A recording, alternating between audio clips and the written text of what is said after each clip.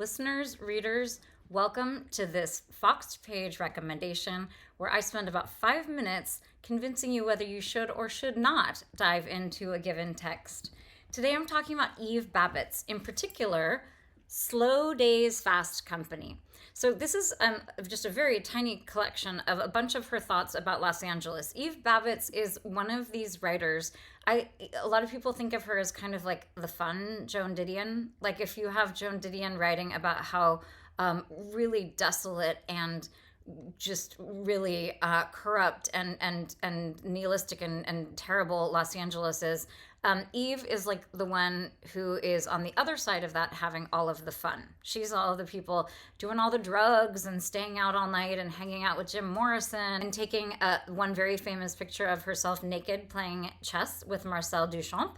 She grew up in Los Angeles, went to Hollywood High School, and has so many interesting thoughts, not only about Los Angeles, but also about women and men and, hedonism. And this is really writing unlike any other. I honestly feel like you should read these books just so you can own these beautiful, look at these copies. Look how appealing this is. So we have these two. So this one is called Eve's Hollywood. Which is, much more kind of, it's not like a People magazine kind of a thing, but it's definitely much more specific stuff about Hollywood. And then we have this also incredible title called I Used to Be Charming. So this is the best of her writing. I like this one in part because it seems like it's very small. It seems like just about the right amount of hedonism that you want to be kind of delving into.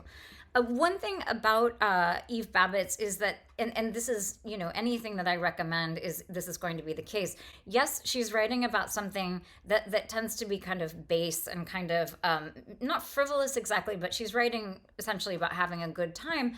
And yet the prose is unexpected and interesting. And there's a lot of sort of thought-provoking stuff that is going on. It's also an incredible picture of Los Angeles in sort of the middle of the last century, so more sort of 60s and 70s, but just really an incredible evocation of a time and certainly of a mood and an era.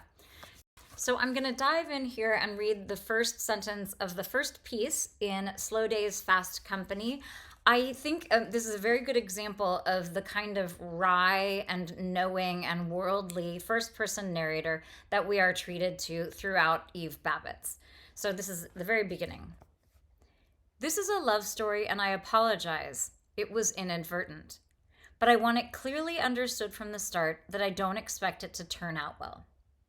So again, we have the same sort of, arc, if you will, as you might find in Joan Didion, and yet there's an insouciance, there's a lightness and a levity and a self-deprecation here, and a humor, frankly, that I find totally irresistible. Okay, and then a little later here, we have the kind of hedonistic, like pseudo-glamorous kind of world that she is describing. So she's talking to another young woman who has just left one of the pictures. She was on a motion picture, set and then left. The other woman speaks first. It was fine there until the director decided that since he was going to stop smoking cigarettes, we all had to stop. Having quit smoking, I knew what she meant. Unless one is in the exact right mood, it's impossible. Smoking has been so glamorous for so long.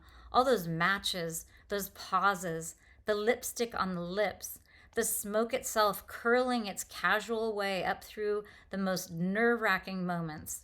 But in another way, smoking, although glamorous, has never been as glamorous as heroin. I mean, is that crazy? I love it.